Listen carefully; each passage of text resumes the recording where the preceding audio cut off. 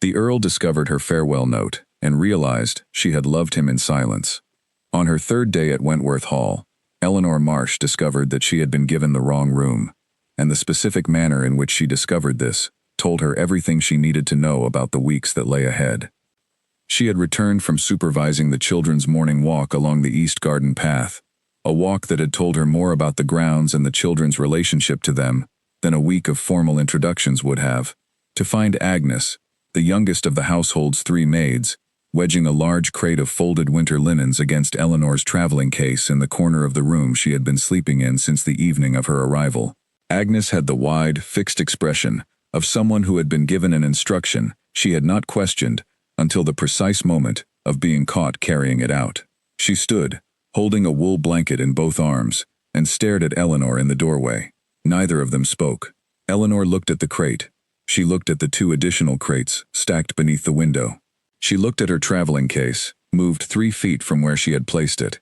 She looked at the window with its view of the East Gardens and the oak trees marking the outer path, and she took stock of everything with the unhurried patience of someone who has learned that the first response to a difficult situation is worth choosing carefully. "Please put the blanket down," she said, pleasantly and without edge, "and ask Mrs. Hargrove to come here." Agnes set the blanket on the nearest crate and left at the kind of pace that looks composed but covers ground very quickly. Mrs. Hargrove arrived without haste, which was itself a form of message. She was a woman of 60 or thereabouts, built along the practical lines of someone who had spent her life managing large households and had long since arrived at the settled conviction that her judgment was better than most people's and had been repeatedly proven right. She had assessed Eleanor at their first meeting with a single, efficient look, and had kept her conclusions to herself, and her manner since had been correct without being warm, which Eleanor had read as a judgment still in progress rather than a judgment already made. She appeared in the doorway and looked at the crates, then at Agnes, who had stationed herself in the corridor outside at what she clearly considered a safe observing distance. "The governess's room," Mrs. Hargrove said, in the voice of someone delivering a ruling rather than having a discussion, "is at the north end of the east wing." "This room was never allocated to your use. I was shown to this room by yourself on the evening of my arrival," Eleanor said. That was an error. Eleanor considered this. She thought about the north room she had visited briefly on a self-guided tour of the house on her second morning, moving through the corridors before the children were up, because she preferred to understand the geography of any place she was going to live in before committing herself fully to it. The north governess's room had a floor that listed clearly toward the left-hand corner, a window that faced the stable wall at a distance of perhaps 5 feet, a smell of old wood and accumulated damp, a narrow bed, a single wooden chair, a chest of drawers missing its bottom handle, and no writing desk. "May I see the north room again, please?" she said. It was exactly as she had remembered it, in every particular. Eleanor stood in the doorway and made her assessment without hurry, while Mrs. Hargrove waited behind her. Then she said, "This will do very well. I will need it swept and aired by this afternoon, and a writing desk moved up from the storage room at the far end of the hall. The small pine one. I saw it on Tuesday. Agnes can manage both tasks. Thank you, Mrs. Hargrove." She turned and walked back along the corridor before the housekeeper could reply to anything. The room was swept and aired before 2 o'clock. The desk arrived before 3. Eleanor moved her things in, with the efficiency of someone who has made a home in a great many temporary rooms, and has learned that the fastest way to feel settled is to find a place for each thing and put it there without deliberating over it. She placed her books on the chest of drawers. She arranged her papers on the desk and positioned the lamp at the correct angle for reading after dark. She pinned a printed map of Derbyshire to the plaster above the desk, because she had always found that maps helped her think. On the windowsill, in the narrow strip of light that managed to cross the stable wall and reach the glass, she set her mother's small silver brooch in the shape of an elm leaf. This was the one thing she placed in every room she occupied, the acknowledgement that the room was, for however long, hers. She did not speak of the room incident again, not to Agnes, who looked at her from that afternoon with a cautious new attention, not to Mrs. Hargrove, whose manner shifted over the following days by some small, unannounced degree, less active assessment, more a kind of neutral acknowledgement, the two women who understand each other better now quality that sometimes follows a small, handled difficulty. Not to the Earl. She simply moved into the north room, made it what she needed it to be, and got on with the work of the day. This was the first thing Eleanor Marsh established at Wentworth Hall, that she could not be displaced without her knowledge, and that when she was tested, she would respond without spectacle, and carry no bitterness forward into the next hour. The children required her full attention, and she gave it fully. Oliver Ashford was 9 years old, and had the eyes of someone considerably older, not weary, but careful. He had constructed, at some point in the years since his mother's death, a system of calibrated self-presentation that gave adults precisely what they appeared to expect of him, never more. Eleanor recognized this pattern within her first 2 days, the way you recognize the architecture of a thing once you know what to look for. She did not challenge it directly. She set the work at the level she knew he was capable of, which was considerably above what he currently offered, and she waited. In the second week, she assigned an essay on the causes of the English Civil War. He submitted it the next morning. 4 paragraphs, technically correct, well-structured, and entirely without any actual position. It was the work of a boy who had learned to answer exactly what was asked, and not a syllable more. The literary equivalent of standing in a room without touching anything. Eleanor read it twice. She handed it back without a mark on it. "Write it again," she said. Oliver looked at the returned essay with an expression he controlled very well. "I answered every part of the question correctly." "You did," Eleanor said. "Now write the part you were actually thinking about." "I'm not certain what you mean." "The 4th paragraph," Eleanor said.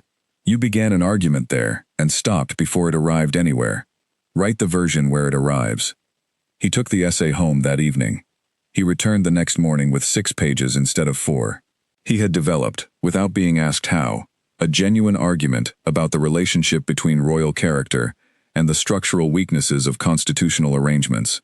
And this argument drew on sources Eleanor had not assigned, books that could only have come from his father's study, which meant he had been borrowing them quietly, and reading considerably beyond what anyone had asked of him. It was the work of a boy who was thinking at a depth no one in the household apparently knew about. Eleanor read all 6 pages without interrupting. She set them on the desk. "This is what I meant," she said. Oliver said nothing. He picked up his pen. He held it differently than he had the morning before, less guardedly, with a looseness in the wrist that had not been there. He stopped rationing after that. He gave what he had. Dora was 6, and felt everything immediately, and had not yet been taught that this was something adults generally preferred you to do more quietly. She asked Eleanor on her 4th day at the hall why Eleanor had never married. She asked on her 6th day whether Eleanor had ever been frightened of something for a long time without knowing what to call it. During a French lesson that had been proceeding well until a cloud of unusual shape appeared beyond the garden window, she asked whether Eleanor thought clouds had opinions. Eleanor answered every question with the same honesty she would have offered an adult. She said she had not married because the right circumstances had not yet arranged themselves. That yes, she had been frightened of certain things for long periods without naming them clearly, and that she did not know whether clouds had opinions, but that if they did, the large dark ones coming in from the west seemed very certain of themselves, while the small white ones appeared to be still making up their minds. Dora had considered each answer carefully, and then asked one more. "Do you think my papa is very sad?" Eleanor had looked at this small, serious, entirely original child. "I think your papa carries some sadness," she said. "Most people do, when they have lost someone they loved. But sadness and happiness can live in the same person at the same time. One does not have to disappear before the other is allowed to return." Dora had thought about this. "Like things kept carefully in a box," she said. "Something like that," Eleanor said. "A very important box," Dora said. "Kept somewhere safe." She picked up her pencil and returned to her French conjugations with the air of someone who has found the answer she was looking for and is ready to move on. Eleanor turned toward the window for a moment. The Earl moved through the house with the particular contained quality of a man who had arranged himself to require as little from his surroundings as possible. This was not weakness. Gideon Ashford was over 6 feet tall and carried himself with an unconscious authority that rooms organized themselves around. It was deliberateness, a choice made so long ago and so consistently that it had become a posture, the way sustained tension eventually becomes part of a spine. He conducted dinner with formal attention, directed appropriate questions at the children, exchanged correct and brief remarks with Eleanor about lesson progress, household requirements, whatever fell within the acknowledged scope of their professional arrangement. He did not use her name. In 4 months, he had not once used her name. Eleanor told herself that noticing this was not significant. She also noticed, because she noticed everything, in the way of someone who had spent years in other people's houses learning that attention was the most useful tool she had, that he took his tea without sugar when the estate correspondence had been difficult, that the study light burned past midnight when the solicitor in London had sent something that needed careful thought and went out by 9 when it had not, that he walked the east garden path at dusk when something had frustrated him, and the north path when he was simply tired, that he sometimes stood in the doorway of what had been Lady Cecilia's sitting room, 10 seconds, 15, with one hand on the frame, before moving on. She told herself she was paying the kind of attention she always paid to the households she served. She told herself this with real conviction for several months. In the middle of October, she noticed something she filed away without examining. That she had begun, without quite deciding to, leaving a cup of tea outside the study door each evening at 9 o'clock. She had done it once in October. On an evening she happened to be in the kitchen at the right moment, poured a second cup almost from habit, and had looked at it, and thought about the light under the study door, and carried it upstairs. The next morning the cup was on the corridor tray, clean and returned. She had done it the following week, and the week after. She told herself it was simply the kind of small, practical attentiveness that made a household run well. She told herself it was the same attention she gave to everything. She was a person who noticed when things were needed, and sometimes provided them, and this was part of her work. She told herself this with somewhat less conviction than she had been managing a month earlier. Edgar Ashford arrived in the 3rd week of November, and the house shifted in response to him, the way a room shifts when someone opens a window. The same space, but with something moving through it that had not been there before. He was 3 years younger than his brother, and moved through the world with the ease of a man who had never been required to convince it to accept him. He was kind to Eleanor, in the uncomplicated way of someone raised to treat people decently, without having been given a specific reason why. He learned her name on his first morning. He noticed the library shelves had been reorganized and said so, with quiet satisfaction, and moved on without requiring a response. He played drafts with Oliver, and lost deliberately for 2 evenings, before Oliver told him, with the firm irritation of a boy who knows he is being managed, to stop it. Edgar laughed and played properly, and Oliver lost the next game with considerably more pleasure than he had won the previous 2. On the 5th evening of Edgar's visit, Eleanor went to the library to return a finished book. The door to the east corridor was open by 2 inches. The voices beyond it were Gideon's and Edgar's. By the time she understood who she was hearing, and how close they were, the conversation was already somewhere she could not leave without causing a disturbance, so she stood still in the library with the book against her side. Edgar was talking in the particular tone of a man who has been building toward a conversation for some time, and has decided tonight is the night he will have it.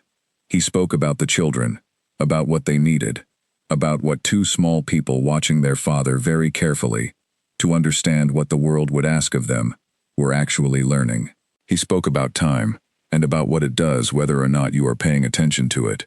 He was gentle, and deliberate, and unmistakably clear about where he was headed, and Eleanor stood in the library, and recognized the shape of something building toward an arrival. "Cecilia would not have wanted this for you," Edgar said. The silence that followed was the heaviest Eleanor had experienced in that house. It pressed through the gap in the door, and settled over the books, and the shelves, and the cold window glass, and Eleanor did not breathe into it. Gideon's voice, when it came, was so low she almost missed it. "I know what she would have wanted," he said. "Knowing it does not help." His footsteps crossed the corridor and faded. Edgar's followed after a pause that lasted long enough to be its own kind of response. The corridor went quiet. Eleanor stood in the library for 2 full minutes.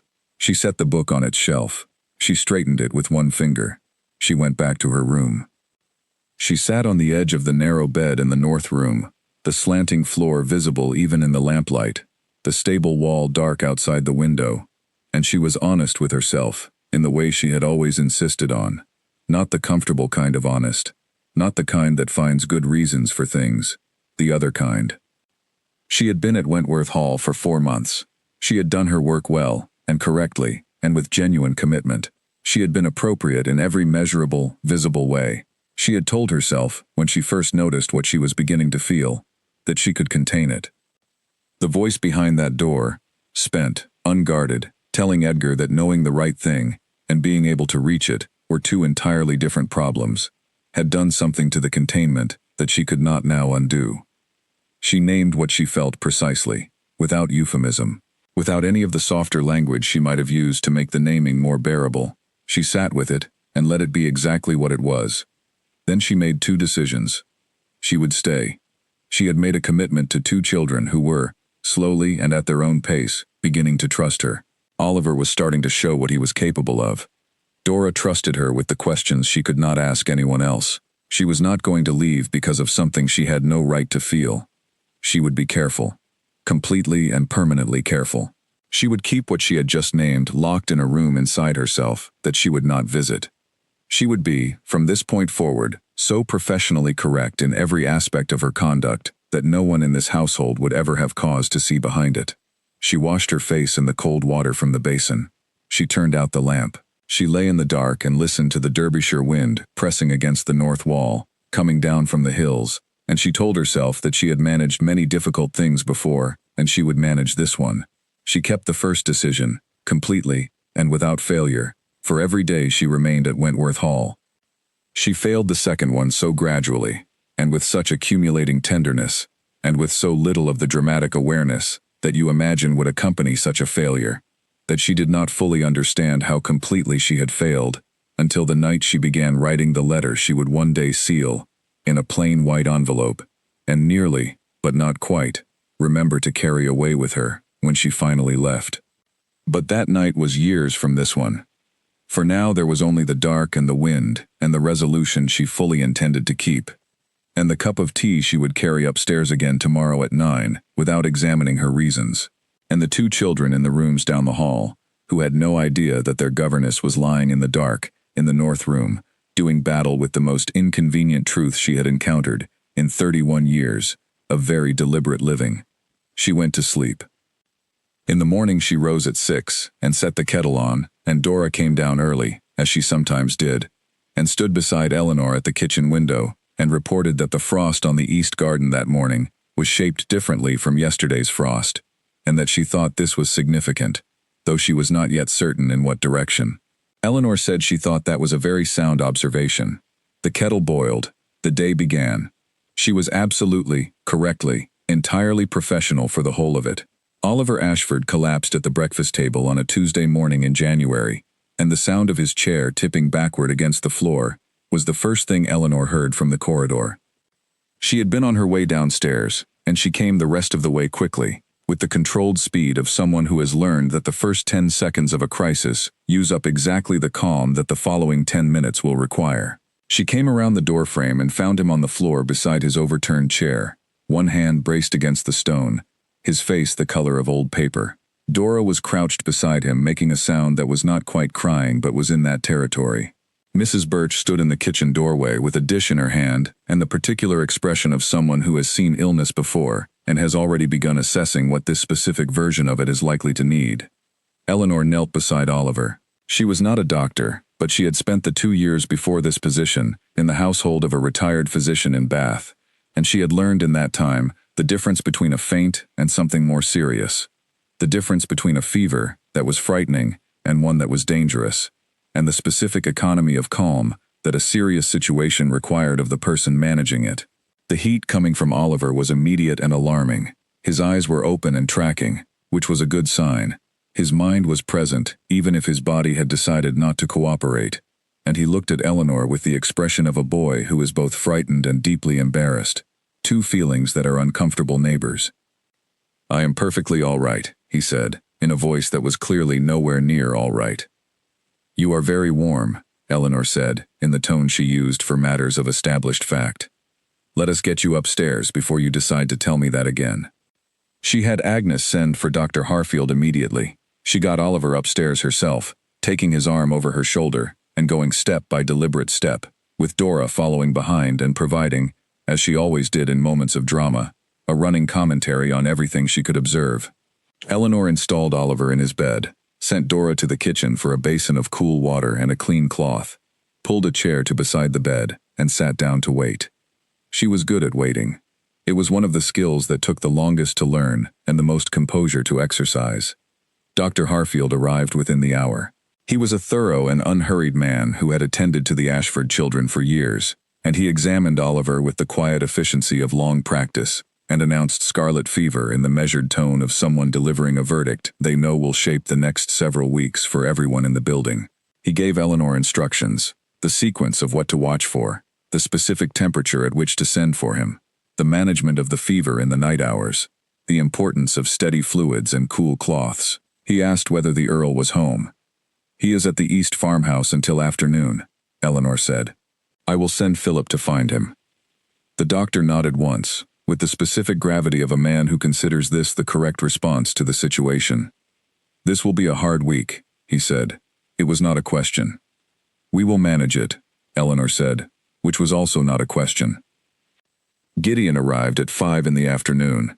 Eleanor heard him from the nursery, his footsteps on the main stairs faster than she had ever heard them, the uneven rhythm of someone covering ground quickly, while not quite allowing themselves to run. He appeared in the nursery doorway and looked at Oliver, who was awake but glazed with the particular distance that high fever creates, and something crossed Gideon's face that Eleanor had not seen on him in the 4 months she had been in his house. It was the face of a man for whom something has become, in a single instant, viscerally and completely real.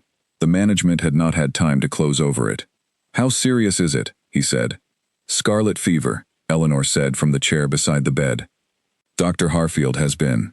The fever will peak within 48 hours, and then begin to fall. He needs cool cloths, steady water, and someone with him through the nights." "I will stay with him tonight," Gideon said. "I will take the nights," Eleanor said. She said it without particular emphasis, simply as a fact that had been decided. "You will be more used to him in the daytime if you have slept. I do not sleep heavily in any case, and I have managed this kind of illness before. This is the better arrangement." He looked at her. It was the kind of look that she had not yet received from him, longer than the usual brief acknowledgement, with something more than professional assessment in it, the look of someone actually seeing rather than simply identifying. "You have done this before," he said. "Yes," she said. He crossed the room and stood at Oliver's bedside and placed his hand on his son's forehead with a gentleness that was practiced. That was the gentleness of a man who had done exactly this before. In this room, perhaps. In harder nights than this one. Eleanor looked at the opposite wall. "Thank you, Miss Marsh," he said. She heard her name in his mouth for the first time in 4 months. She kept her expression exactly where it was. "It is what I am here for," she said. She took the night shifts. She had been seriously ill herself at 24, and she remembered with considerable precision the specific loneliness of being feverish in the dark hours, the way the night changed its texture and became something heavier, the way sounds arrived differently, the way the mere presence of another person in the room mattered more than anything they might say or do. She kept this in mind through the first night of Oliver's fever, sitting in the wooden chair beside his bed, as his temperature climbed steadily through the afternoon, and continued climbing toward midnight. She answered his questions, which became, as the fever climbed, increasingly confused and required answering with more care than the usual kind, and read to him from a history of exploration, when he could not sleep, choosing it because he had mentioned once, in passing, that he liked the idea of people going somewhere no one had been before. She had stored this away months ago, and had not told him she was storing it. On the second night, Gideon came to the nursery at 2 in the morning. She heard his footsteps in the corridor before he appeared, quieter than usual, deliberate, the careful footsteps of someone who has woken and cannot stay away, but is trying not to disturb whatever balance has been achieved. He appeared in the doorway in his dressing robe and looked at Oliver, who was asleep at last, his breathing still too fast but steadier than it had been at midnight. Then he looked at Eleanor, who was in the wooden chair with the explorer's history in her lap and the temperature notepad on the small table beside her. He came in without speaking. He took the chair from the corner of the room and placed it on the other side of the bed and sat down. They did not speak for some time. Oliver's breathing was the dominant sound. Outside, the January wind moved against the window glass. The candle on the table between them gave the room a warmth that was not enough, but was better than nothing. "He was speaking about his mother an hour ago," Gideon said. He said it quietly, with the tone of someone reporting rather than confessing. "He does not speak about her when he is fully himself." "No," Eleanor said. "I think he is trying to protect you from it." A silence. The wind shifted at the window. "He is 9 years old," Gideon said, and something in his voice had a quality she did not have a word for. Not grief alone, but the recognition of grief. The specific moment of seeing a thing clearly that you have been passing beside without turning your head to look at. "Children are often more protective of their parents than their parents know," Eleanor said. "He is a very attentive boy. He has been watching you very carefully since I arrived. He watches to understand what kind of world he is in." "Does he know what he sees?" Gideon asked. His voice was low. "He knows more than he says," Eleanor said. "He says considerably less than he thinks. But yes, I believe he sees you clearly, and I believe what he sees has made him want to be careful with you." Gideon was quiet for a long time. The candle wavered once and steadied. "He is more than I have given him room to be," he said. It was said to the bed, or to Oliver, or to no one in particular. The kind of statement made at 2 in the morning, when the management of one's own thoughts has become too exhausting to maintain. Eleanor did not respond to this. It was not a statement looking for a response. She changed the cloth on Oliver's forehead, and noted the temperature on the pad, and let the silence settle where it needed to settle. "Do you find it difficult," Gideon said after a while, "being in a household that is, as this one is?" "No," Eleanor said. She had thought about this before, and the answer came without effort. "I find it honest. A house that has been through grief is not always comfortable, but it is real, in a way that some houses are not. I have worked in households that had no grief, and very little else that was genuine about them either. I prefer the truth of this place, even when the truth is not easy to sit in." He looked at her across Oliver's sleeping form. In the candlelight, at that hour, it was a more direct look than either of them had managed in daylight, the ordinary defenses of daylight not being entirely available. "That is a generous interpretation," he said. "It is the accurate one," Eleanor said. "I am not in the habit of generous interpretations that are not also accurate. I find that accuracy serves better in the long term." He held her gaze for another moment. Then he turned back to Oliver. They sat on either side of the boy for another hour. Gideon fell asleep in the chair at some point after 3, his chin dropping to his chest. The long exhaustion of a man who had been holding himself tightly for 4 years, finally releasing its grip, when the hour was too late, and too still for it to maintain itself. Eleanor looked at him for a moment, the unguarded face, the real face. Then she turned back to the notepad, the cloth, the slow monitoring that was her job, and she did her job, until the morning light came up over the east garden, and Mrs. Birch could be heard beginning the day in the kitchen below, and the house began to be itself again.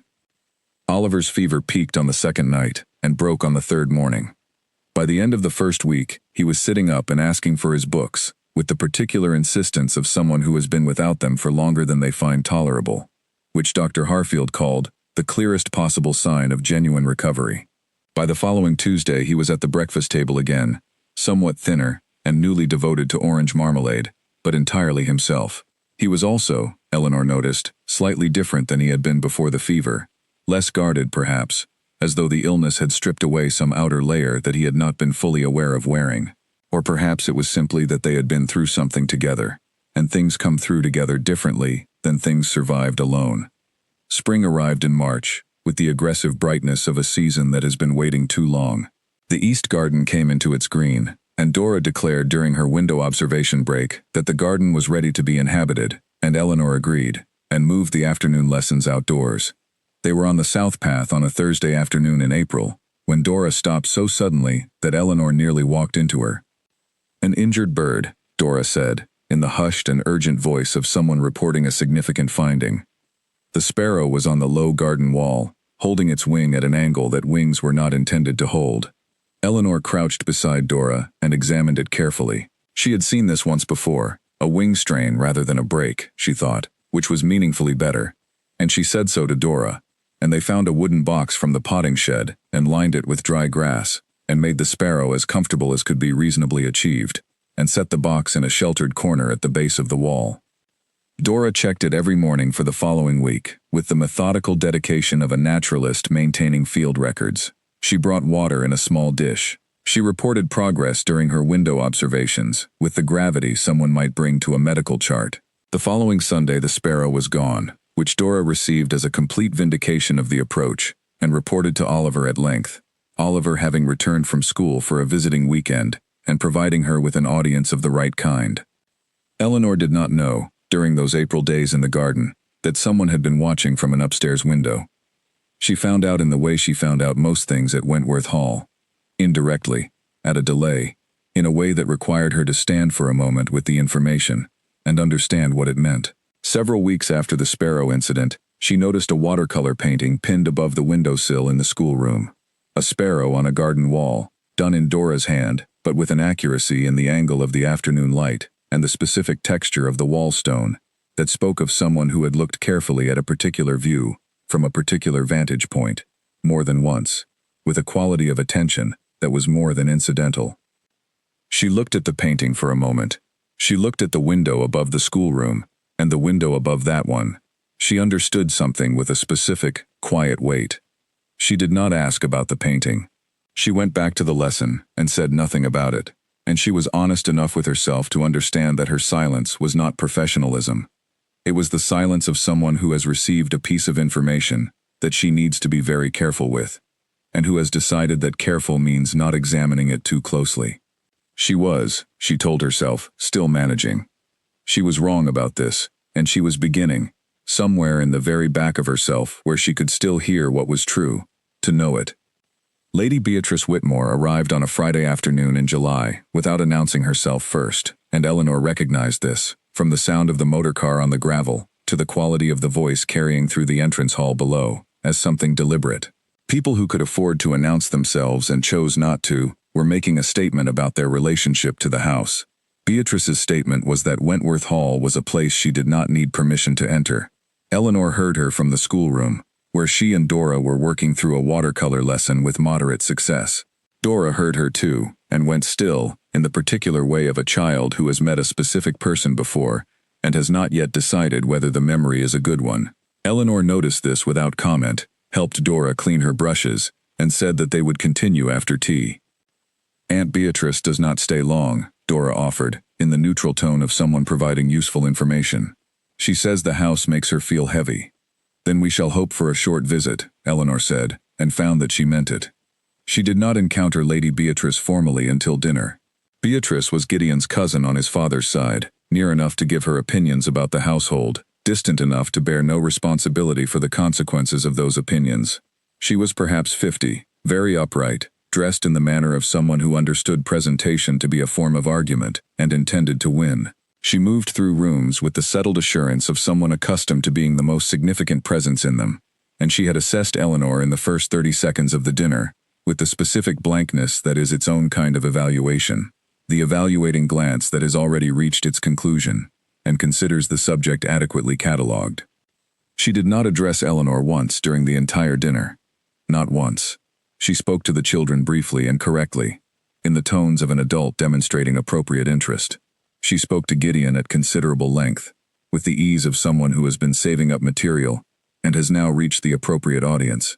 She spoke about acquaintances, about properties, about people who were making what she called sensible choices.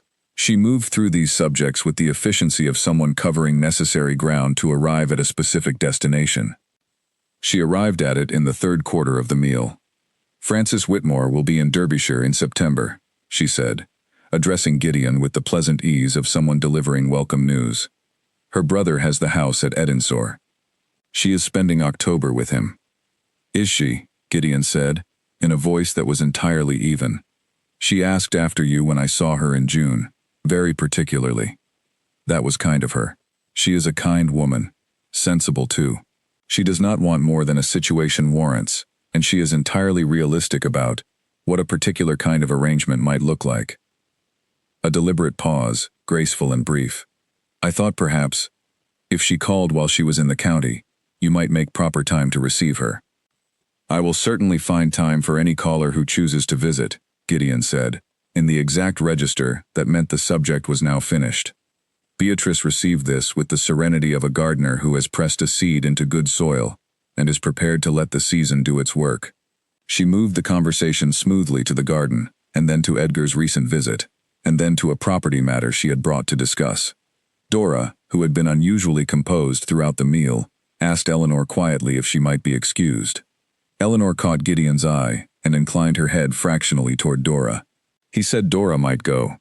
After the children were settled and Eleanor had come back down for a book she had left in the dining room, she found the room occupied only by Beatrice, who was standing at the sideboard, and who turned as Eleanor came in.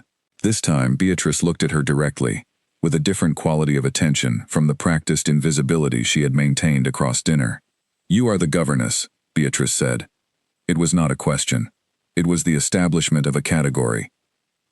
"Yes," Eleanor said. "The children are well managed." It was said the way one notes that a window is clean, observationally, without particular warmth, but with accuracy. "They are clever children," Eleanor said. "The management is largely theirs." Beatrice considered this for a moment with the expression of someone encountering a response that does not quite fit the shape of the exchange they expected. Then she turned back to the sideboard. Eleanor collected her book and went upstairs. She sat at the desk in the north room and looked at the map of Derbyshire on the wall and was very precise with herself about what she was feeling. It was not Beatrice's manner at dinner. Eleanor had been categorized as furniture before, in other houses, and the reflex had long since worn smooth. What she was feeling was the specific recognition of a thing she had been treating as abstract, becoming concrete. Beatrice had mentioned Frances Whitmore with the confidence of a woman who knew promising ground when she saw it. This meant Beatrice had read something in Gideon that Eleanor had also, in her private and unacknowledged way, been reading. And Beatrice had reached a conclusion about what it meant and was acting on it. This was the concrete version of something Eleanor had been keeping successfully abstract for 8 months. And it arrived in the north room on a July evening and made itself visible. She opened the left drawer of the desk. She had not kept a diary in 7 years. She did not think of what she was doing as keeping one. She simply took out a sheet of paper and wrote, not to anyone, not a letter, simply the act of putting thoughts into the correct order, because the correct order was not available to her inside her head, where they were moving too quickly to be seen clearly. She wrote about the dinner, about the particular economy of Beatrice's approach to the subject of Frances, the covering of ground, the careful building, about the specific quality of Gideon's voice when he had said, "I will find time for any caller who chooses to visit," which was the voice of a door correctly closed rather than slammed. She wrote about what she had felt, sitting at the far end of that dinner table, watching all of this with the careful attention she had been applying to Gideon Ashford for 8 months. She wrote about it precisely. She had been thinking about it precisely for long enough that the shape of it was not new. Writing it down was only giving it edges. She read what she had written. She thought, briefly, about burning it. She put it instead in a notebook she kept in the left drawer and closed the drawer. She turned out the lamp. In the morning, Beatrice left after breakfast. The house settled back into its usual shape and sound, and the particular quality of quiet that had been its character before the motor car on the gravel. Dora checked the garden window and reported that the garden looked exactly as it had before Lady Beatrice's arrival, which she considered a positive sign. Eleanor agreed. 3 evenings after Beatrice's departure, Eleanor was coming down the main staircase when she found Gideon standing in the entrance hall below. He had the look of someone who has arrived in a location and, upon arriving, cannot quite account for why he came there. "Miss Marsh," he said. She stopped on the last step. "Good evening." He considered something briefly, in the way he considered things, with a deliberateness that was practiced without being artificial. "I wanted to ask about Oliver's reading. Dr. Harfield mentioned in his last letter that regular extended reading supports cognitive recovery after scarlet fever. Is Oliver reading enough?" It was a genuine question. It was also, she thought, not quite the question he had come downstairs to ask. She answered it fully and honestly, in the way she answered all questions. She told him Oliver was reading well beyond his assigned level in both history and geography, that she had been looking for an illustrated atlas of the right scope for him, but had not yet located one that satisfied. "I have one," Gideon said. "In the study. I had forgotten it was there." He paused. "I will leave it on the hall table in the morning." "He will be very pleased," Eleanor said. "Thank you." A brief pause of the kind that has something moving through it that is not quite what was said. Eleanor waited for it to resolve itself. "Good evening, Miss Marsh," he said. "Good evening," she said, and went back upstairs. She sat at the desk in the north room, with the lamp lit and the map on the wall and the stable visible through the dark window, and she was precise with herself about the feeling that had moved through her when he said her name, not as he usually said it, briefly and formally, but in the way of someone who has arrived at a conversation and is not quite certain how he got there. She opened the left drawer, she wrote one more thing, briefly, and closed the drawer. The atlas was on the hall table in the morning. Oliver found it before breakfast and was 3 maps deep into it by the time Eleanor came downstairs. He looked up long enough to inform her that 2 of the maps were almost certainly inaccurate, and that he intended to verify them against the geography text in the library. She said that was an excellent plan for the morning. He returned to the atlas. She went to the kitchen and found the Tuesday note had been used, as it always was, by Mrs. Birch, who did not mention it and never had. The notebook in the left drawer grew by 2 pages that week. Eleanor did not read them again after writing them. She simply wrote them down clearly and put them away, and went on doing her work, which she continued to do very well. The first time Lady Frances Whitmore came to Wentworth Hall, Eleanor watched from the upper landing, as the woman stepped out of the carriage and turned to look at the front of the house. Eleanor was not waiting at the window. She was on her way to the linen cupboard at the top of the main staircase, which was where she went on Thursday afternoons, when she oversaw Agnes's weekly inventory. She was simply at the landing window at the moment the carriage came up the drive, and she looked down in the way one looks at movement in one's peripheral vision, because the human eye does this without instruction. Frances Whitmore was perhaps 35, slim and upright, with the kind of face that was handsome rather than pretty, more interesting over time, less immediately striking. She wore a dark green coat, and moved with the ease of someone for whom houses like Wentworth Hall were simply the expected setting of a Thursday afternoon. There was nothing wrong with her. Eleanor could see this from the landing window with complete clarity. She saw a composed, attractive, clearly capable woman moving toward the front door of a house she had been invited to visit, and there was nothing at all wrong with any of it. That was, in its own particular way, the difficult part. Eleanor went to the linen cupboard. The visit lasted 2 hours. Eleanor kept the children in the schoolroom, which required no special arrangement, since it was a Thursday afternoon, and that was where they always were. She heard the drawing room doors. She heard the sound of tea being brought in. She heard, once, from below, something that was very nearly a laugh from Gideon, brief, controlled, but real. And she looked at the lesson book she was marking, and did not look up from it. After Frances left, Gideon appeared at dinner some minutes after the children had sat down. He was composed. He ate everything on his plate, including the braised meat, which was something Eleanor had never seen him do. He listened to Oliver's account of the atlas discrepancies with genuine attention, and asked 2 follow-up questions that showed he had been listening rather than simply waiting for Oliver to finish. He was present in the way he sometimes was and sometimes was not, and Eleanor sat at the far end of the long table and observed this with the steady, attentive composure she had been practicing for 14 months. Frances came again in November. Eleanor had, 3 days before the second visit, arranged a Thursday afternoon walking lesson to the village for the children. She had planned this on a Monday, and had not asked herself very carefully why she was planning a village walk for a Thursday, when they had not done one before. She simply arranged it and took the children, and they returned to find the second-best tea service being put away. She helped Dora out of her outdoor coat and said nothing, and went about the afternoon as she always did. That evening at 7 she knocked on the study door. She had not knocked on the study door in more than a year. She had set a cup of tea outside it nearly every evening of that year, and had never once knocked. She stood in the corridor with the half-formed justification that she needed to ask about the winter lesson schedule, and she was aware, standing there, that this was a question she could have left in a note on the hall table, and that she was knocking on the study door for a reason that had nothing to do with the winter lesson schedule. "Come in," Gideon said. He was at the desk with papers in front of him, and he looked up with the expression of someone who had been expecting someone or something else. "I am sorry to interrupt," Eleanor said. "I wanted to ask about December, whether you expect visitors who might require the children to adjust their lesson hours." "I do not expect anyone, until Edgar at Christmas," he said, No adjustments should be necessary. Thank you, she said. She did not move to leave, which she was aware of and could not fully explain. Gideon set his pen on the desk. Is there something else? He asked. She heard herself say, How are you finding things at present?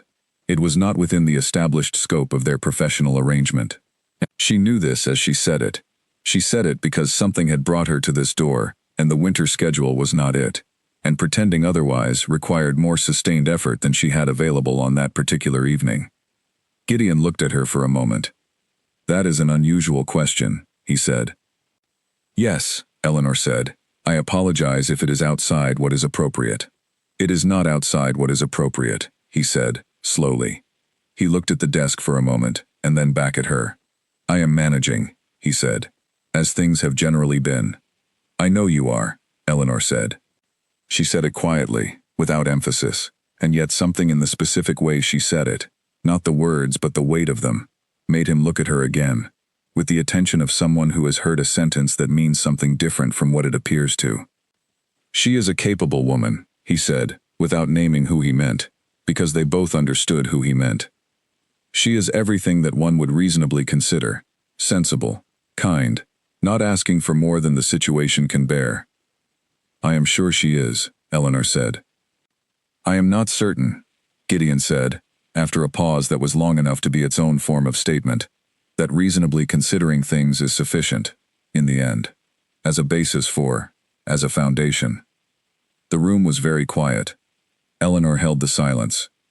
She did not fill it with something smaller than what had been said into it, which was the most important thing she had learned to do in that study, across the months of 9 o'clock tea and professional exchanges, and the slow accumulation of knowing someone without being permitted to say you know them. I should not have said that, Gideon said. He said it to the desk, not to her. You said nothing that wants unsaying, Eleanor said. Good evening. She went back upstairs. She sat at the desk in the north room, with her hands flat on the surface, and she looked at the map on the wall, and she thought, with the full and unflinching precision she brought to the things she could not look away from, about what had just happened. He had sat across a room from her and said, without quite saying it, that feeling and reasonable consideration were different matters, and that he was aware of the difference. He had said this to her specifically. She understood what this meant. She also understood, with equal and unwelcome clarity, that understanding it was one of the most dangerous things she had done in the entire time she had been at Wentworth Hall. She opened the left drawer. She took out the notebook. She wrote for considerably longer than she had written before. 4 pages, in the close and careful handwriting she used for things that mattered. She did not write about what had happened, the way she would report it to someone else. She wrote about what she felt when he said that reasonable consideration might not be sufficient as a foundation. She wrote about what it cost her, specifically and precisely, to stand in that room and say nothing about what she knew to be true of herself. She filled 4 pages. She closed the notebook and put it in the drawer. She went to sleep. Lady Frances Whitmore did not come a third time. Eleanor did not know the reason, and did not ask anyone, and did not allow herself to feel the specific relief that moved through her in December, when the month passed, without a third visit. She was fully aware of the relief. She knew it was exactly the kind of response she could not afford. She continued feeling it anyway, quietly and without permission. Because some things did not wait for permission, and she had known this for a long time about herself, and had made her various accommodations with it. What changed, in the months after December, was not what she felt. It was what she understood about the shape of time, and what it held. She had been at Wentworth Hall for over 2 years. She had maintained, with perfect external composure, and significantly less internal success, the professional distance she had resolved to keep. She was beginning to understand, in the honest and gradual way of someone who does not rush their own conclusions, that this management had a duration, and that the duration was finite, and that she needed to begin thinking carefully about what came next. Not yet, not immediately, but she had begun. She did not open the left drawer of the writing desk every day. But when she did, she wrote clearly and honestly and without softening anything, because she had decided that the one thing she was going to give these pages was the truth, and that anything less would make them not worth keeping. The notebook in the left drawer continued to fill. Eleanor continued to do her work very well. The house continued to be what it was. The Tuesday notes continued to appear on the kitchen table. The cup of tea continued to arrive outside the study door at 9 o'clock, without announcement and without acknowledgement, and she continued not to examine too carefully the reasons why she could not bring herself to stop. Oliver's acceptance letter from Hathersfield School arrived on a Wednesday morning in March, and Eleanor was passing the study doorway when she heard Gideon close the door. Not slam it. That was not a thing Gideon Ashford did. He closed it with the specific, careful precision of a man making sure no sound escaped into the corridor, while he attended to whatever the letter had made him feel. Eleanor had learned, over 2.5 years, the difference between his various kinds of door closing. This was the careful kind. This was the kind that told her the letter had mattered considerably. Oliver was told the next morning at breakfast. Gideon read the letter aloud in his measured, deliberate voice, the voice he used for things that required both significance and composure. Oliver listened with his hands flat on the table. When the reading was done, he said, "May I please be excused," and went upstairs. Eleanor followed after an appropriate interval and found him sitting on the edge of his bed looking at the letter, which Gideon had handed him after breakfast, with the expression of someone confronting a thing they have wanted for a long time, and who is now, with the actual thing in their hands, working out what it means. "Are you pleased?" she asked from the doorway. "Yes," he said. He looked at the letter for another moment. "I will miss the library here. Hathersfield has an excellent library, better stocked in several areas." "It will not be the same library," he said. "The books will be in the wrong order." She sat down in the chair by the window. "That is very possibly true. You may have to reorganize them." He did not smile at this, but something in his expression acknowledged it. They sat quietly for a moment and looked at the March garden through the window, still bare at the edges, but showing the first green where the south wall kept the cold back. The oak trees on the east path were beginning, just barely, to consider their options. "Will you still be here when I come back at Christmas?" he asked. "Yes," she said. He nodded. He folded the letter and put it in the nightstand drawer, where he kept things he considered important. Then he said, without looking at her, "Thank you, Miss Marsh, for the essay, for the atlas, for the conversation we had when I was coming back from Oliver's fever about what it means to let people see you accurately. I have thought about that conversation many times." "You did the real work," she said. "I only pointed toward it." "You taught me that pointing was not the same as managing," he said, and this time he did look at her. "That is a more useful thing than most people teach." She went back downstairs. The months between March and September were different from the months before. They had a shape, a common direction, which was Oliver's departure, and preparation for Oliver's departure gave Eleanor and Gideon the closest thing to a genuine shared project they had ever had. There were decisions to make. Oliver's required materials, his uniforms, the school's specific requirements. There was a letter to write to Hathersfield about Oliver's academic history, his particular capabilities, the areas in which he would need support, and the areas in which the school should simply stand back and let him run. Gideon needed Eleanor's direct knowledge for this letter, because she knew Oliver's precise academic level in a way his father honestly did not, and he said so without apparent difficulty, which Eleanor noticed and did not remark on. They met twice a week in the study through May and June to discuss the preparation. These were professional meetings with a specific subject and a clear beginning and end. They were also, across those weeks, something more than that. The kind of conversations that start with the scheduled topic, and then, because two people who know each other somewhat are in the same room with no particular reason to rush, continue a little further than the topic requires.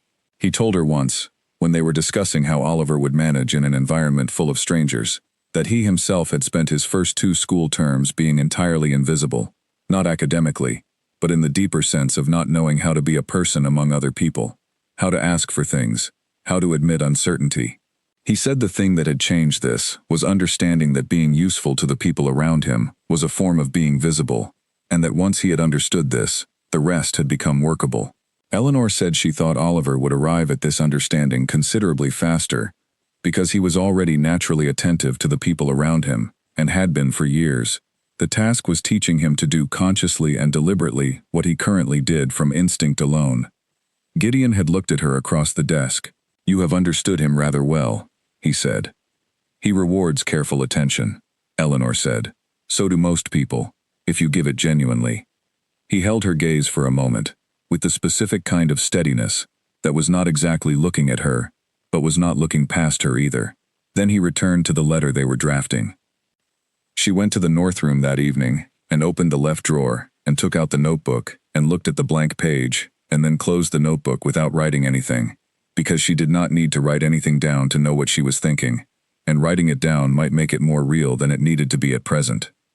Edgar came in June and announced that Oliver's trunk being packed 3 months early was the most Oliver thing he had ever witnessed in his life. Oliver told him that adequate preparation was a sign of taking something seriously. Edgar said there was preparation, and there was whatever this was.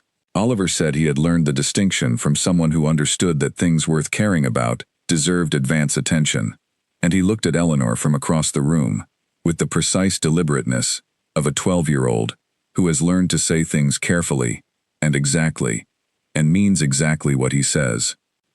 Eleanor found something on the opposite wall to look at. Edgar caught her in the corridor near the library before dinner. "He speaks of you as a fixed point," Edgar said. It was the tone of someone noting a geographical feature rather than making a social observation. Descriptive. Accurate. "I have been consistent," Eleanor said. "Children find consistency reliable." "Gideon does as well," Edgar said. She met his gaze steadily. "Oliver is the one going to school." Edgar was quiet for a moment. He had his brother's capacity for sitting in a silence without needing to fill it, but without the management underneath it. Just the silence, and the thinking that was going on in it. "You are wasted as a governess," he said finally. He said it the way a doctor names a condition, not critically, but as the accurate identification of a thing that is true. That is not a criticism of anything you have done. It is the observation of someone who can see the whole of the situation. "I am well placed here," Eleanor said. "This household needs what I do." "Yes," Edgar said, "it does." He paused. "That is precisely what I mean." He went into dinner, leaving the statement in the corridor for Eleanor to do what she liked with. She went to the north room after dinner, and opened the notebook, and sat with it open in front of her for a long time, before writing anything. Then she wrote, without preamble or circling, without any of the gentle approaches she had used in the months before, one sentence on a clean page. "I have loved him in the only way I was permitted, completely, and without his knowledge." She looked at the sentence. She did not cross it out, she did not tear the page. She looked at the sentence for a long time, and let it be exactly what it was. True, clear, written in her own handwriting, on a page in her own notebook, in a room that was hers for as long as she stayed here. Then she closed the notebook and put it in the left drawer and went to sleep. In the morning the house was exactly as it always was. She set the kettle on. She woke the children. The day began. But the sentence was there now, and it had edges, and she could not make it not be there. She understood, in the weeks that followed, that she was approaching an ending. She did not know yet what form the ending would take, or when she would reach it. She only understood that she had written the sentence, and that written sentences required a response, even if the response was only her own next action, and that the action she was moving toward, slowly, with full attention, in the honest way she moved toward all difficult things, was leaving. She had 3 months to decide how to do it. September came. Oliver left. The house was quiet in the afternoon. Dora sat at the window for her observation break and reported, in a subdued voice, that the garden looked the same as it had this morning, which she considered not quite right given the circumstances. Eleanor said she understood. She said places needed a little time to adjust to the absence of someone who had belonged in them. Dora considered this, and said she thought that was probably true of people too. Eleanor agreed that it very probably was. Gideon asked Eleanor to come to the study on an evening in April of the 3rd year, and the formality of the request told her, before she had even arrived at the door, that this was different from the practical conversations about lesson schedules and school correspondence. She came in at 7 and took the chair across the desk from him.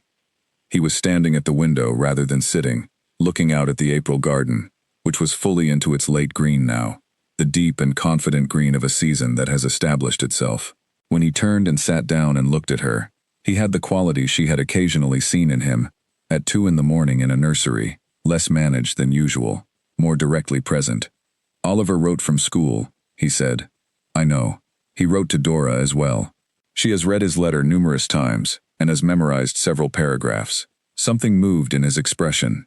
He told me he has been asked to write the school's county history essay. He credited the assignment to a governess who returned his work without a mark on it, and told him to write the thing he was actually thinking. A pause. He said it in passing, as though it were a piece of standard educational practice. He had no idea it was the thing that changed the whole direction of his work. He would have arrived at the same place regardless, Eleanor said. I only shortened the route. No, Gideon said. He held her gaze. Not regardless. Not without someone who saw what was there and made it clear that it was worth seeing. He turned the pen on the desk over in his hands. That gesture she recognized from the scheduled study meetings. The gesture of a man searching for the right form for something he has already decided to say. I have been thinking about this house, he said. About what it was when you arrived, and what it has been since. The difference is not a small one. The children have grown considerably, she said. It is not only the children. He looked at the pen. When I was Oliver's age, I was sent to school completely unprepared for what it would require of me.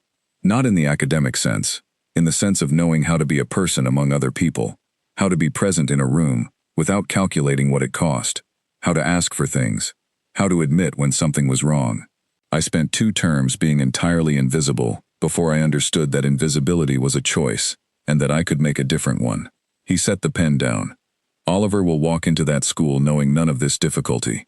He will walk in already knowing how to be seen. And this is entirely because of 3 years in a house where someone took him seriously before he knew whether he deserved to be taken seriously.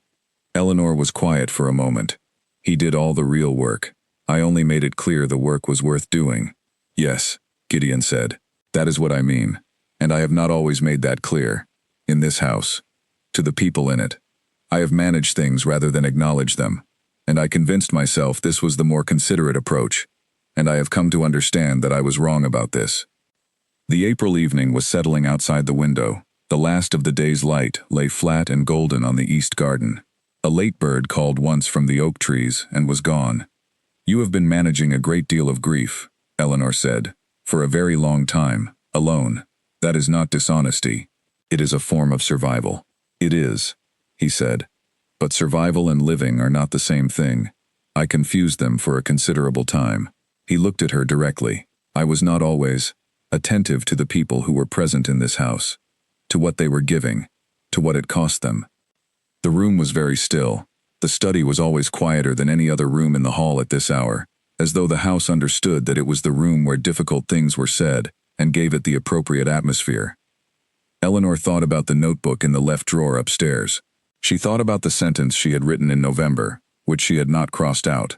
She thought about the letter she had written last week and delivered to the hall table for Philip to include in the Earl's correspondence.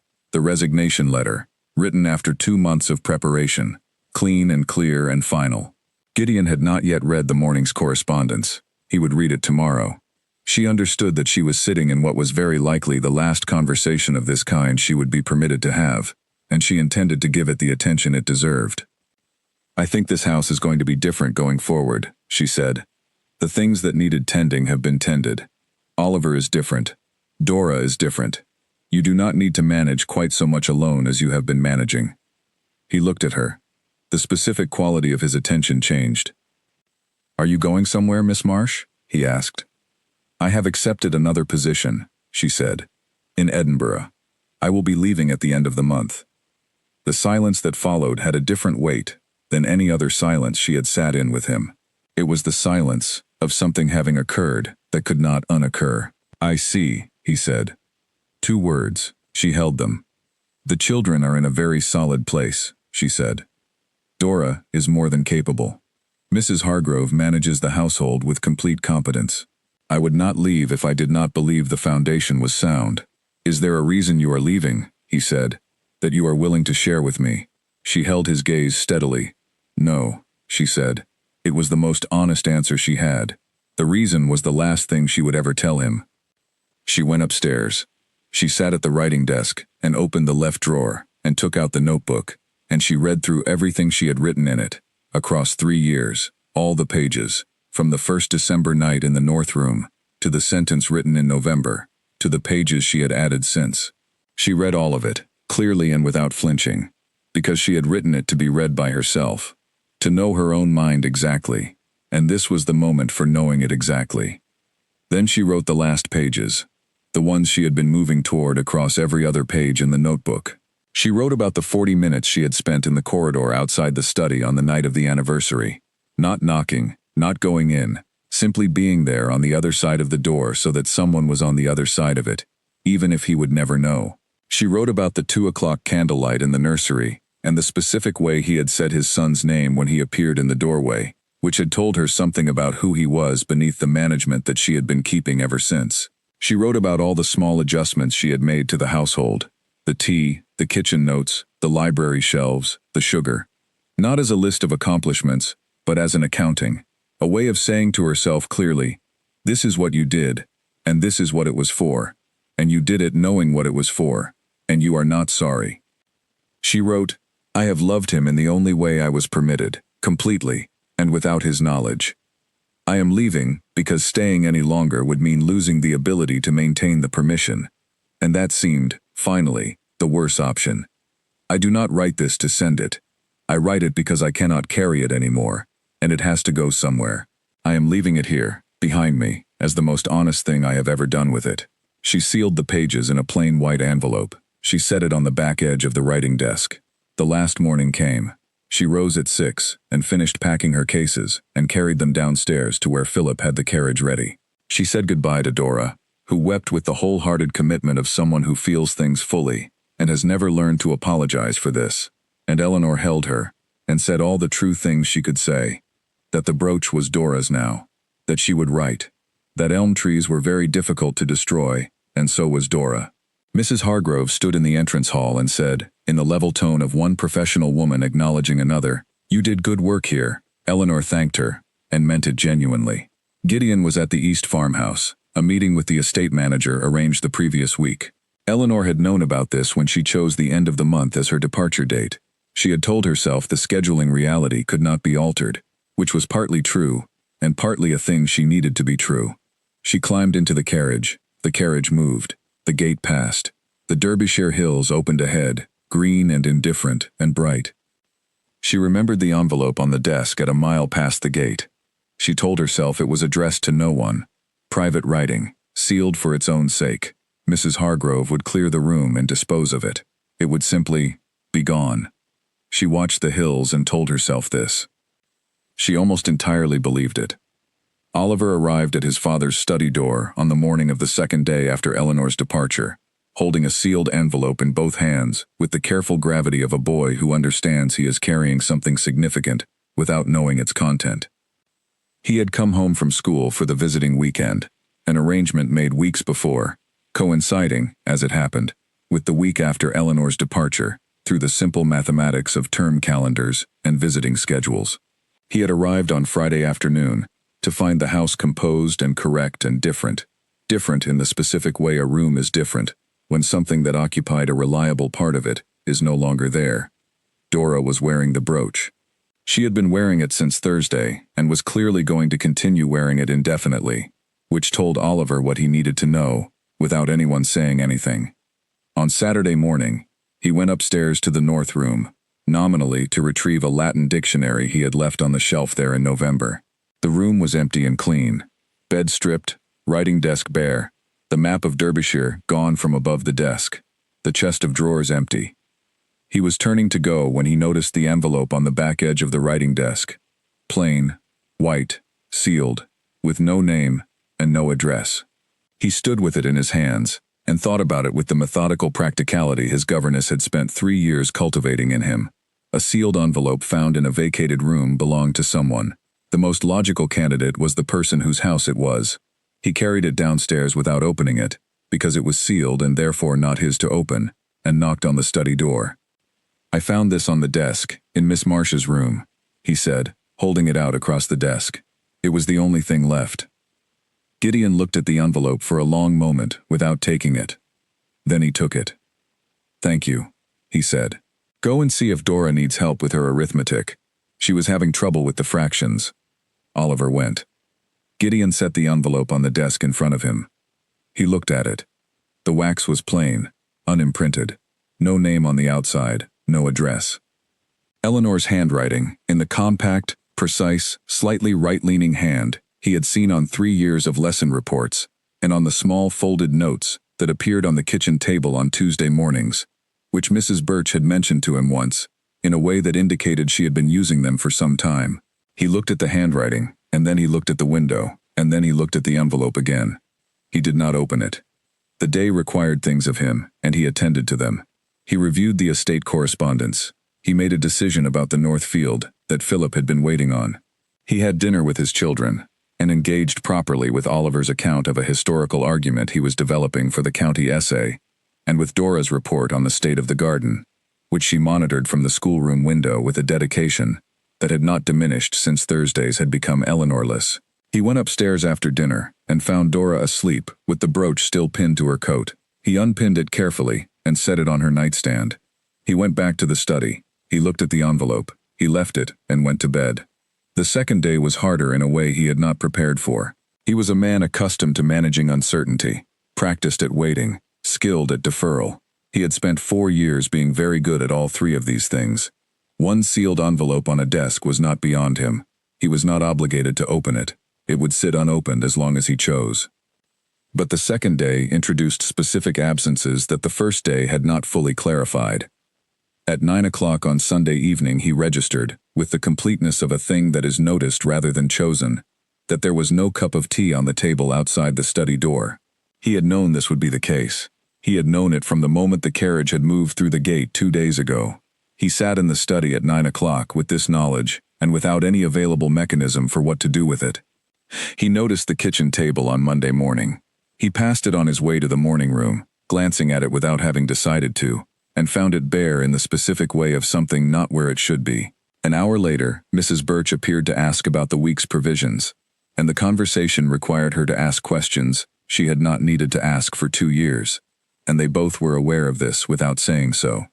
He walked the east garden path at dusk, and then the north path, both in the same evening, for the first time in 3 years of walking the estate. He was not looking for something specific. He was simply moving, because the house had a quality to it that he recognized, the quality of a room in which a particular sound has stopped, which you did not realize you had been hearing until it was absent. On the evening of the third day, at 9 o'clock, he picked up the envelope. He broke the wax carefully. He unfolded the pages, 7 of them, in Eleanor's handwriting. He began to read. The letter was not addressed to him. He understood this within the first paragraph. It was not a letter at all in any conventional sense. It was a private document, written for herself, sealed for the purpose of giving it a finality, the specific closure of a thing put away, rather than carried further. She had written in the clean, direct language that was entirely her own, precise, trusting the words to carry their weight, without being dressed up, saying the difficult things the way she apparently did everything, with complete accuracy and without softening. She had written about December of her first year, about standing at the kitchen window with the kettle beginning and the frost on the east garden, and understanding, with the specific and unwelcome clarity that comes when you stop looking away from a thing, that she had invested herself in this household beyond what was professionally appropriate, and was going to do so anyway, because she had made a commitment that mattered more than the inconvenience of what she felt. She had written about Oliver's fever, about sitting in the wooden chair by the candlelight, about the 2 o'clock hour, and what it stripped away from the ordinary managements of daylight, about the specific things she had heard in his voice when he said his son was trying to protect him, and what this had told her about the person who lived behind the management she had been watching for months. She had written about the sparrow in the April garden, about finding the watercolor painting on the schoolroom wall, and understanding, from the angle of the light and the specificity of the stone, that someone had been standing at the window above for the full duration of the afternoon, watching with more attention than someone passing by. She wrote, "I did not ask about the painting. I was not able to ask about the painting. I looked at it and then looked away, because some things need to be kept private to remain possible." She had written about the tea outside the door at 9 o'clock.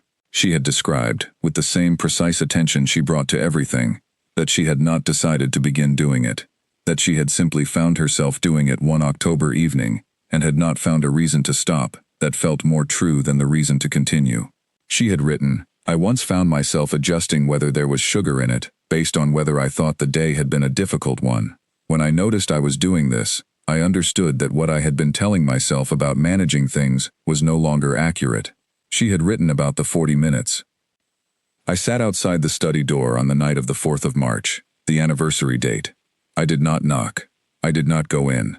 I sat in the corridor outside the closed door for 40 minutes, so that someone would be on the other side of it, even if he never knew. He will never know. That is as it should be. It was enough. Gideon stopped reading. He sat in the study chair at 9 o'clock in the evening, with the pages in his hands, and the dark outside the window, and the absent tea on the absent table, and he was very still inside a quiet that was not the usual kind. He sat in it for a long time. Outside, the Derbyshire night moved around the hall, the way nights did in this part of the country, with a quality of actual presence, the wind in the oak trees, and the weight of the dark, everything very real. She had written about the kitchen notes, the practical and detailed account of something she had been doing for 3 years, without ever having it acknowledged, and without ever having needed it acknowledged, because the acknowledging was not what it was for.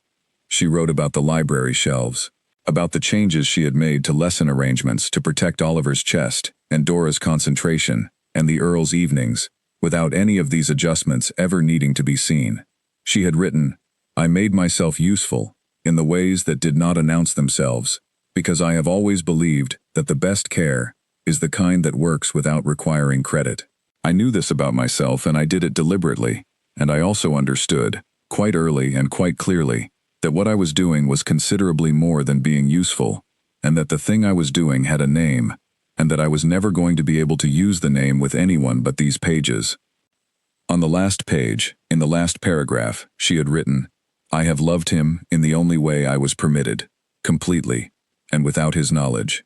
I am leaving, because to stay any longer would mean losing the ability to maintain the permission, and that seemed, finally, the worse option. I do not write this to send it. I write it because I cannot carry it anymore, and it has to go somewhere. I am leaving it here. I am leaving it behind me. This is the most honest thing I have ever done with it." Gideon sat in the study at 9 o'clock with 7 pages in his hands, and the weight of all of it, and he understood things he had not understood at 8 o'clock.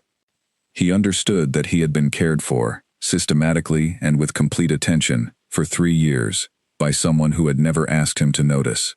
He understood that she had sat outside a closed door for 40 minutes so that he would not be alone in his grief, without anyone knowing. He understood that she had mapped the specific texture of his daily life with the same meticulous care she had brought to his children's education, and that she had used this knowledge to make everything around him steadier and warmer and more manageable, and that he had accepted all of this without examining where it came from or at what cost.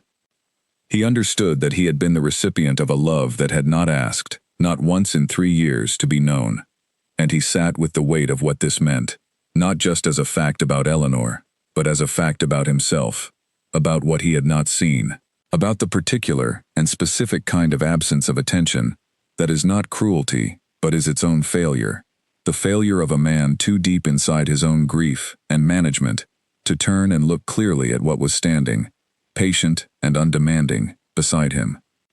He read the letter again from the beginning. He was in the study at 4 in the morning, reading the letter for the 3rd time, and on the 3rd reading he understood what the previous 2 readings had not reached. The first had been the reading of shock, not dramatic, not the sharp-edged shock of the unexpected, but the deeper and quieter shock of recognition, the understanding that you have been looking at something for years and have not been seeing it. The second had been the methodical reading of a man working out the implications, moving through each section, with the same attention he gave to difficult estate decisions, extracting from each paragraph what was there. The third was different. On the 3rd reading he set all of this aside and simply read, the way you read something when you have accepted that it has already changed the shape of what you know, and when what remains is the simple and significant act of sitting with it fully. He set the pages on the desk at 5 in the morning, and rose and put on his outdoor coat and went out. He walked the estate for 2 hours. He was not practicing a resolution or organizing his thoughts. He was moving through the property he had managed for 15 years, in the early May morning, in the particular quality of English spring air that smells of warming earth and has nothing sentimental in it, and he was permitting himself to see things he had been walking past. He stopped in the kitchen first.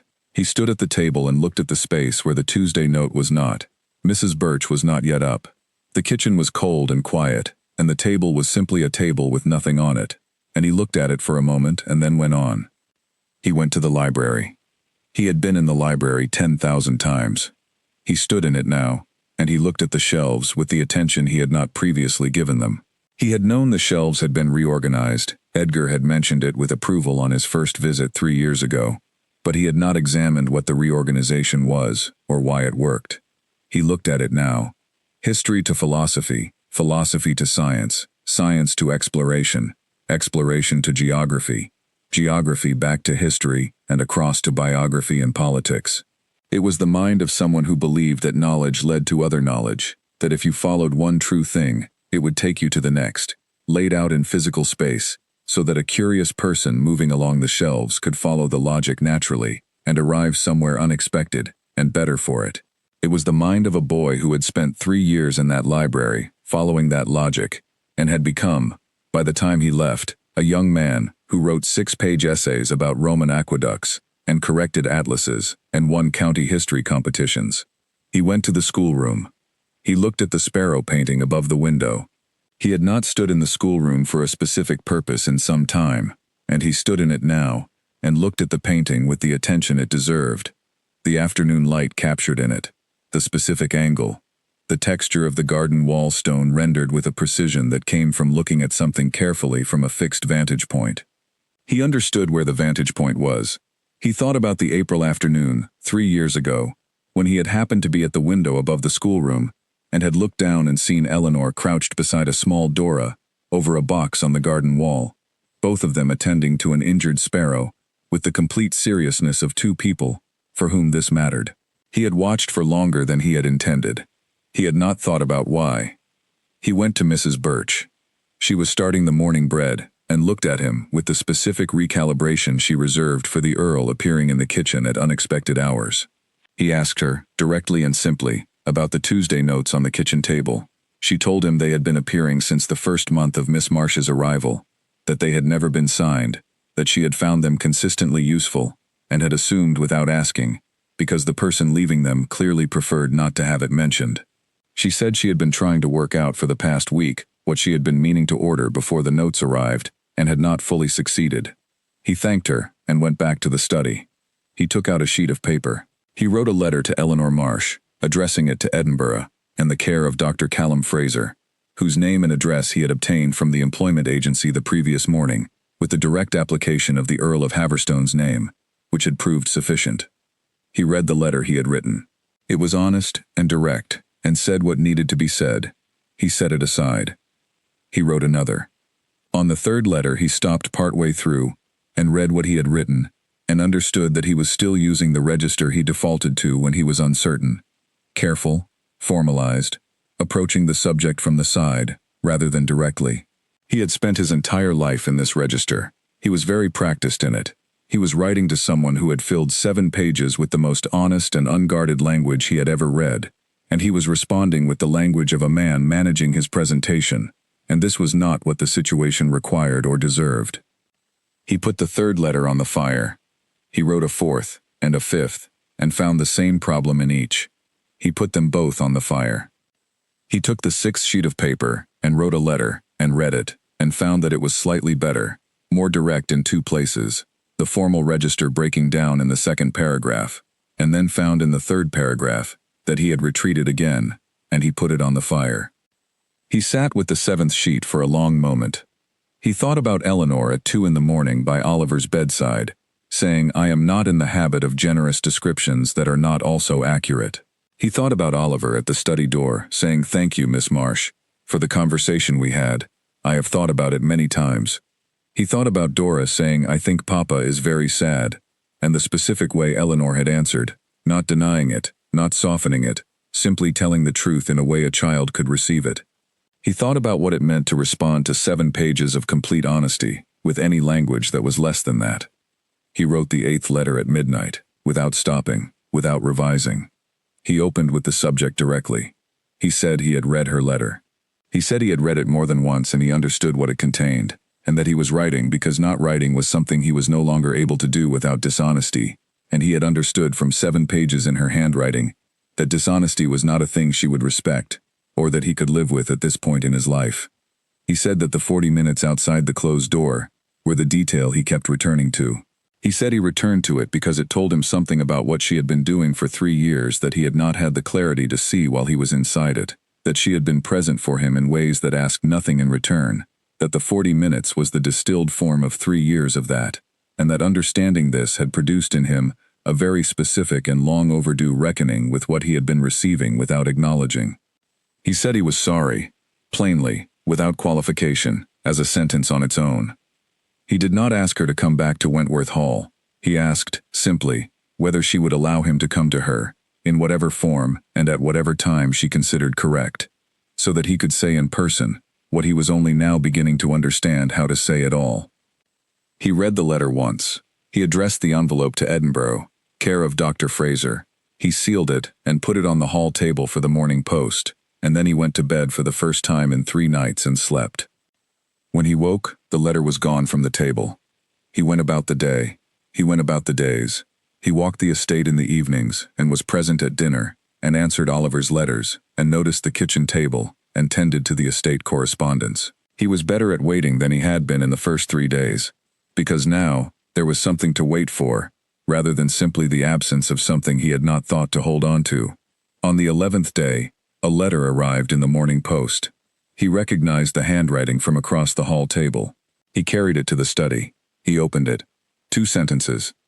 I wrote that letter to leave it behind, not to send it, but perhaps it was always meant to find you.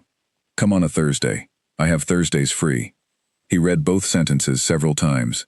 He set the letter on the desk. He looked at the wall of the study, which he had looked at 10,000 times before, and which looked that morning like the last wall of a room he had been living inside for a long time, the last wall before a door he had not known was there. He wrote back immediately to confirm the Thursday. Then he went to find Dora, who was at the schoolroom window for her morning observation. He asked what she could see.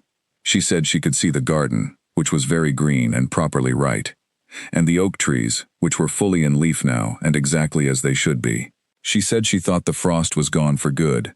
She paused and then said, in the precise tone of someone who always said exactly what they meant, "Today feels like a different kind of day, Papa." He said that was a very sound observation. He went back to the study and found, for the first time in 2 weeks, that the estate ledgers required very little effort to concentrate on. The letter from Wentworth Hall arrived at Dr. Fraser's house on a Saturday morning in June, and Eleanor held it without opening it for a long time. She had been in Edinburgh for 4 months. She had built, in those 4 months, the kind of life that functions well and feels right in the way of a garment that fits, comfortable, practical, arranged correctly. Dr. Fraser was 72, and kind in the uncomplicated way of a man who had spent 50 years in medicine and had arrived at a very simple understanding of what people needed from each other. He asked few questions about her previous position. He noticed, on her second day, that she had reorganized his correspondence into a sensible system and said so, and that was the end of it. The grandchildren came in term-time holidays and needed the kind of managing that Eleanor was very good at, and between their visits, the house ran with the steady, unhurried competence that was her characteristic mode. She had found the lending library within the first week, the best bread at the North Market in the second, and the names of the people she passed regularly in the third. She was settled and purposeful, and doing work that was genuinely useful. She was not fine in the deeper sense. She knew this the way she always knew things that were true, clearly, without pretending otherwise, accepting the fact and living around it. She had made the decision to leave Wentworth Hall with clear eyes, and she stood by it, as the correct decision for the situation as it had actually existed. She had sealed the envelope and left it on the desk, and told herself it would be disposed of properly, and that this was the right ending for something she had been carrying too long. She had believed this. She mostly believed it. She had not expected a letter from Wentworth Hall. She opened it in the parlor of Dr. Fraser's house, standing at the window with the Edinburgh light coming in flat and clear the way it came in late spring, and she read it. She read it through once quickly, and then again slowly. Then she stood at the window with it in her hands, and looked at the street below, without really seeing the street. He had read the letter. He had said so without preamble, or the management she was accustomed to. He had said he was sorry, in a sentence by itself, without qualification or elaboration, in the way that apologies mean something when they are not doing anything else at the same time. He had written about the 40 minutes, which was the detail she had been most uncertain about including, and had included, because she had decided the pages were going to be honest, or they were going to be nothing, and the 40 minutes was honest. He said he wanted to come to her. He said he was asking whether she would allow it, at whatever time and in whatever form she considered right. She stood at the window for a long time. She thought about Wentworth Hall with the specific and undeceived attention of someone who has loved a place and left it, and knows both things fully. She thought about the north room, and the map on the wall, and the stable through the window. She thought about the study door, and the 9 o'clock light under it. She thought about 2 in the morning, and the candlelight, and a man saying things in the unguarded dark that he would have managed in daylight. She thought about 3 years of careful and complete and entirely private love, and about what it had cost, and about whether she was willing to receive the thing it had apparently been building toward all along. She sat down at Dr. Fraser's writing desk, and she wrote 2 sentences, and she sealed them before the part of her that was very good at careful consideration could build a case for waiting. "Come on a Thursday, I have Thursdays free." She put the letter on the hall table and went to find Martha about the week's provisions, and she did not count the days. He arrived on a Thursday in September. She met him in the entrance hall of Dr. Fraser's house when Martha showed him in, and they looked at each other in the particular way of 2 people who have been in the same room for 3 years and are now, for the first time, in a room that belongs to neither of them, which means a room that has no established rules about how to be in it together. He was wearing a coat she had not seen before. He looked different from how he had looked at Wentworth Hall, which is to say, he looked like himself, without the layer that had always been over himself, the management, the careful, composed surface. He looked like the man she had seen at 2 in the morning, and occasionally across a dinner table, when something Oliver or Dora had said broke through, before he could close it over. "Thank you for agreeing to see me," he said. "You came a long distance for a Thursday," she said. Something moved in his face, the fractional release she had seen 100 times before, usually gone before you could be sure it had been there, except that this time it did not close over. They walked along the water of Leith. The September afternoon was cool and level, the water moving steadily beside the path, the city going about its business on either side with complete indifference to what was happening on the path. They walked and they talked, and the talking had the halting, careful quality of people who have spent a long time not saying things, and are now saying them, and need to find the right pace for it, because moving too quickly produces false ground, and they had both, between them, already had enough of that. He asked about Edinburgh. She told him about Dr. Fraser and the grandchildren, and the lending library, and the bread at the North Market. She asked about Dora. He said Dora had resumed her window observations with undiminished commitment, and had recently developed a theory about the behavior of late-season clouds that he considered original enough that he had written it down. She asked about Oliver. He said Oliver's county essay had been placed first in the regional competition, and that Oliver had responded to this by immediately identifying 3 arguments in the winning essay that he thought could have been stronger. "He is still correcting things," Eleanor said. "He comes by it honestly," Gideon said. She looked at him. He was looking at the water, and the September afternoon light was on the side of his face, and he looked different in Edinburgh than he had in Derbyshire. Not entirely. The bones of the person were the same, but there was more air around him. The quality of someone who has, after a long time, put something down. "I did not know," he said. He said it simply, without padding. "For 3 years, I was not aware." "No," she said. "I should have been." "You were not looking," Eleanor said. "You had very real reasons not to be looking." "They were not sufficient," he said. "No," she agreed. "They were not sufficient.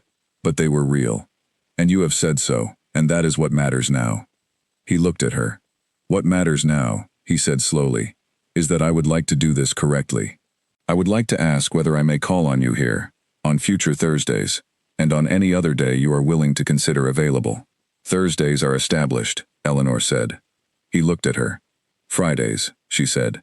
"I am generally free as well." He held her gaze for a moment that was longer than strictly necessary, and in which a great deal was being communicated that neither of them put into words, because some things do not need to be put into words by people who have already spent 3 years communicating without words, and who know exactly what they are saying. "Thank you," he said. "Don't thank me," Eleanor said. "I am not doing you a favor. I am doing what I should have done considerably earlier, if I had been braver. I am the one who should have made it possible considerably earlier," he said. "If I had been paying attention." They did not argue this further. They were both right, and they both knew it. And the afternoon was going, and they needed to walk back. He came on 3 Thursdays and 2 Fridays before the month was out. He came through October. In November, he asked Dr. Fraser, with the specific seriousness of a man who has thought carefully about the correct form for this, and intends to honor it, for the opportunity to speak to Eleanor on a matter he wished to make clear. Dr. Fraser said yes immediately, and offered the parlor, and found somewhere else to be with a discretion that told Eleanor he had been waiting for exactly this conversation to occur. Gideon proposed on a Friday afternoon in November, in the parlor, with the Edinburgh light in the windows, in the direct and clear language of a man who has decided he has spent enough of his life not saying things clearly. Eleanor said yes. They were married, on a Saturday morning in February, at the parish church in Haverstone, with Oliver and Dora beside them. Edgar sat at the back with the expression of a man who has been waiting for a particular piece of news for a very long time, and is deeply satisfied that it has finally arrived. There were no elaborate arrangements. The flowers were from the Hall's own garden, spare at that time of year but genuine. The ceremony was the ceremony, ancient and completely sufficient, and afterward, they were outside in the cold February light, and Dora was wearing the brooch and holding Eleanor's hand, and Oliver shook hands with everyone in attendance, with a formality that made Edgar privately very happy. The drive back to Wentworth Hall was different from any previous arrival Eleanor had made there. She had come the first time in autumn, with professional composure as her primary instrument, and 2 traveling cases as her primary belongings. She came now in February, with Gideon beside her, and the children across, and the gates rising ahead. And she looked at the gray stone, and the tall windows, and the east garden path, and the oak trees bare in the winter, and she understood, without needing to organize the understanding, that she was home, not in the arranged sense, in the older sense. The years that followed had the full texture of real years. There were conversations that required more honesty than either of them had immediately available, and silences that went on longer than they needed to before someone opened them, and mornings when the habit of self-governance was faster than the newer habit of saying things plainly. But there was also, with increasing frequency, laughter. Dora documented this in her letters to Oliver, which Oliver answered by saying he was glad, though he used rather more words for it. Mrs. Hargrove did not comment on it to anyone. Agnes told Mrs. Birch she had heard the housekeeper humming on a Thursday, and Mrs. Birch said that was the second remarkable thing to happen this week, and served the supper. Oliver came home for summers carrying arguments and books, and the specific alive quality of a young man who has discovered that the world is as interesting as he had hoped. Dora grew into a person of such original and formidable mind that Eleanor considered the early recognition of it among the better professional decisions of her life. Gideon kept the letter. He kept it in the back cover of the estate ledger he reviewed each evening in the study, the room outside whose door she had once sat for 40 minutes in the dark. It stayed there through 34 years of ledgers, carried from one year's accounting to the next, growing soft at the folds. Eleanor knew it was there. She had found it in the first year, while going through the ledger for something else, and she had looked at it for a moment, and put it back, and neither of them had ever mentioned it, because some things between people who understand each other well do not need to be mentioned. They know, and the knowing is sufficient. Gideon died in the spring of 1961, at 75, in the room with the long south windows, in the afternoon light. He had been unwell for some months, and the end had been expected, which did not make it different in the ways you might expect. Eleanor was beside him, and Oliver and Dora were down the hall, and the house was quiet around them, in the way it had been quiet around them for 34 years, steadily, without condition, without asking anything in return. Oliver found the ledger on the study desk that evening. He opened it to the back cover, the way his father had always opened it to the back cover, and he found the envelope, flat and worn and faintly yellow at the edges, and recognized the handwriting on the outside immediately. He carried it to Eleanor, in the south sitting room, without saying what it was, because she would know. She looked at it. She held it for a long time. When she opened it, The 7 pages were exactly as she had written them, unchanged. The same sentences she had set down in the north room on the late nights of her last months at Wentworth Hall, with the slanting floor and the stable through the window. She read them the way you read something you know by heart, not for the information, but for the experience of meeting again something that was once fully yours. The writing on the last page, the most honest thing I have ever done with it. And then, on the inside of the envelope flap, in handwriting she had known for 34 years as well as her own, 4 words in ink that was newer than the pages, added at some point across the decades between the reading and the ending. I know now. Eleanor sat in the south sitting room with the pages in her lap, and the April evening going slowly outside the long windows, with Oliver quiet on the other side of the room, and the sound of the grandchildren somewhere in the garden, Dora's children, finding the East Garden the way all children found it, with complete confidence that it belonged to them, which it did. She held the 4 words for a long time. The right word for what she felt was not sadness, though sadness was there at the edges of it. The right word was the one she had first used in a north-facing room on a December night in 1923, when she had sat on the edge of a narrow bed and named what she felt without softening it, and had resolved to keep it contained, and had failed, and had written it down instead in 7 pages she had not expected anyone to find. The right word was the word she had written, the word that had traveled in a sealed envelope from a writing desk in a north-facing room to a study desk in a house in Derbyshire, to the back cover of 34 years of estate ledgers, and finally to an envelope flap in handwriting she had loved for 34 years. She looked at the 4 words. I know now. She folded the pages gently and placed them back in the envelope and held it in both hands in the April light, and she let everything it contained settle over her completely and without condition, the way the light was settling, the way it always settled, fully and without asking anything back.